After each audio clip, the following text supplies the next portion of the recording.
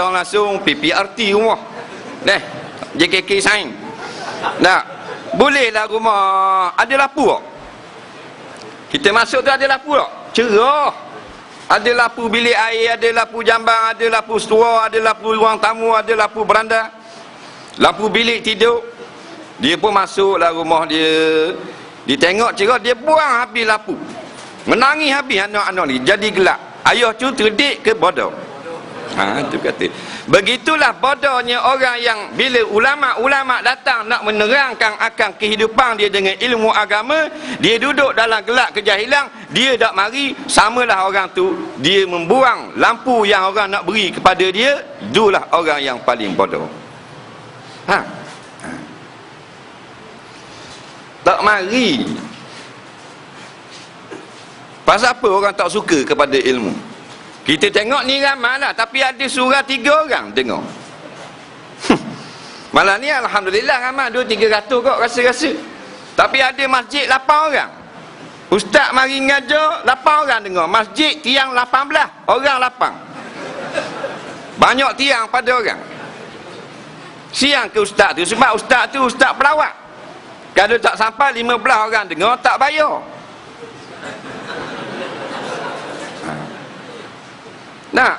Jadi lagu mana? Kata pejabat ginilah ustaz, awak nak buat tulis je lah 18 ke 20. Siang kau awak. Betul sungguh. Kalau dia tulis 3 orang, dah 3 orang mari dengar. Tu imam, tu bila JKK dengar. Hal lain pada tengok TV. Duduk dalam kebodohan. Sebab apa orang tak ambil ilmu? Sebab ni mentaliti. Mentaliti umat ni, mentaliti PT. Tahu tak PT dia?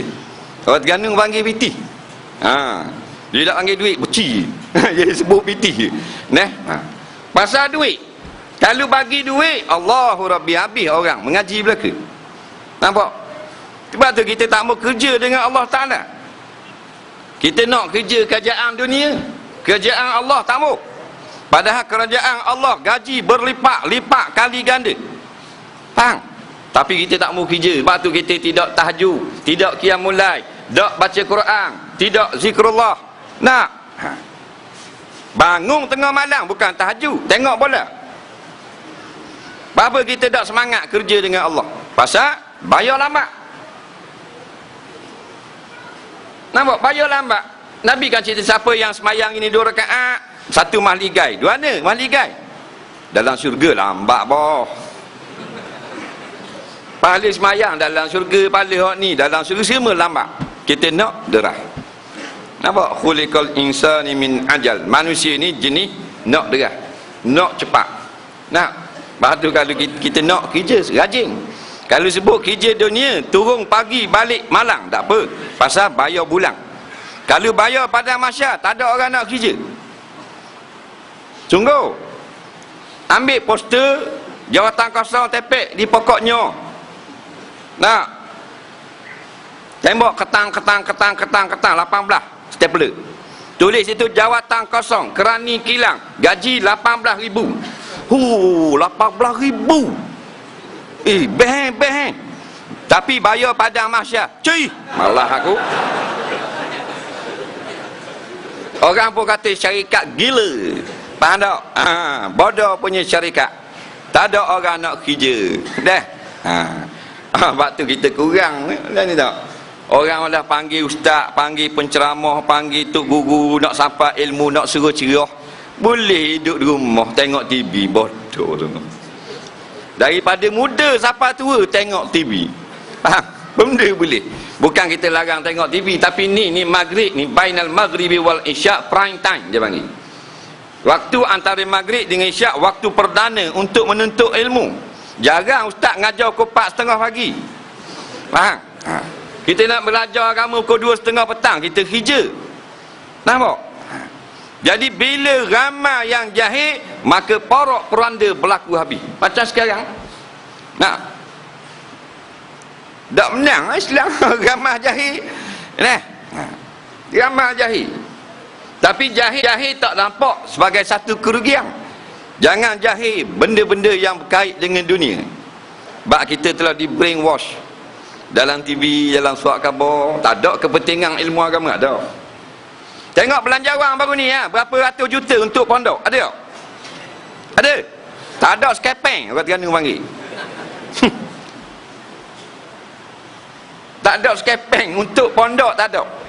Umum belanjawan 843 juta untuk kesenian. Aduh, kesenian. 685 juta untuk kebudayaan. Dah pondok ni. Kurang-kurang tak payah tak muri banyak, 500 juta untuk pondok-pondok seluruh Malaysia.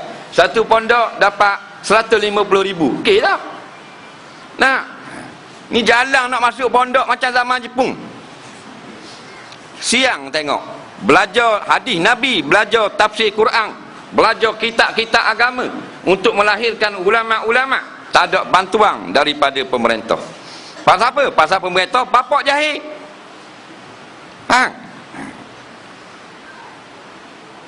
Dia rakyat gitu kok, bapak jahil kok.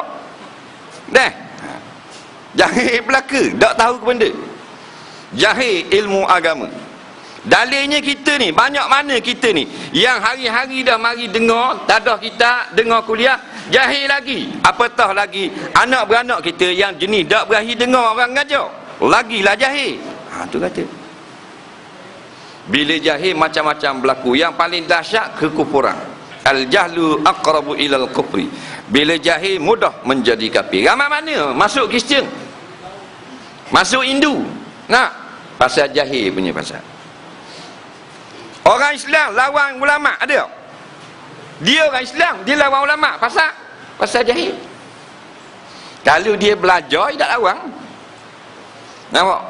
Dia orang Islam, dia lawan ulama. Orang kata ni ulama ni hukum Tuhan. Peduli apa aku? Dia orang Islam. Yang kita heran, tak apalah dia lawan Islam, tapi dia pergi Mekah. Bodoh sungguh. Dah mula lawan Islam, jangan pergi Mekah, pergi Bangkok. Nampak? Sebab tidak melawan para ulama, melainkan para munafikin. Orang munafikin ni, Nabi kata, Allah kata jangan mu ziarah kalau mampu kerah. Jangan semayang mayat dia. Jangan main-main. Jadi kita balik semula ke pangkal jalan, belajar ilmu agama. Bila kita belajar, baru kita tahu inilah kebenaran. Nampak? Ilmu dunia kita tak susah. Sekolah bertambung-tambung nanti. Universiti dulu tahun 80-an ada 8 universiti. Sekarang 180 universiti.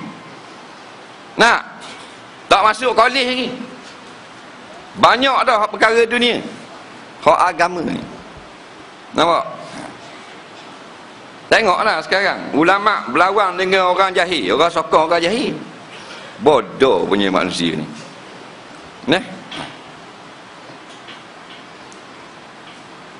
Yurfa'al ilmu maknanya ilmu itu diangkat ke langit. Maknanya ulama hak hebat-hebat mati. Orang Perak ada seorang ulama besar, nama dia Syekh Idris Al-Marbawi. Betul tak? Oh, hebat dia. Syekh Idris Al-Marbawi, seorang ulama daripada mana? Kampung apa? Lubuk Merbau. Belajar di Mekah daripada zaman kanak-kanak. Sambung di Mesir pula. Mengajar di Mesir, karang kitab di Mesir. Ada kilang cetak kitab di Mesir. Kalau kita pergi di Mesir, tengok kitab Arab belaka. Ni Jordan ni ulama. Ada pula orang Perak ada jual kitab ni. Syekh Idris Marbawi.